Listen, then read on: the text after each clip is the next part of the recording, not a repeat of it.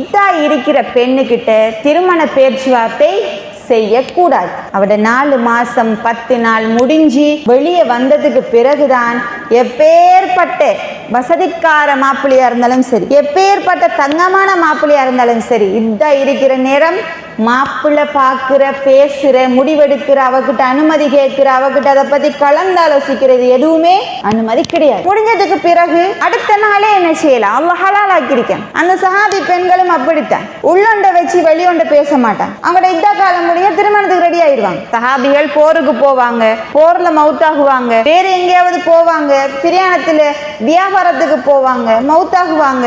திடீர் மவுத்துகள் வெறும் மவுத்தானா இதா இருந்தா அடுத்த திருமணத்துக்கு ரெடி ஆயிடுவாங்க. அல்லாஹ் ஹலால் ஆக்கினது. நாம ஏன் அதை ஹராமாக்குவான்? பல பெண்கள் என்ன செய்யறாங்க? கணவன் மவுத்தானா இனி நமக்கு வாழ்க்கை இல்லை, பிள்ளைகளுக்காக இருப்போம், இனி நாம என்ன செய்வோம், மவுத்தாகும் வரைக்கும் வெட்டியாவே இருப்போம்னு சொல்லி முடிவெடுப்பாங்க. மார்க்கத்துல அப்படி ஒரு சிஸ்டம் இல்லை.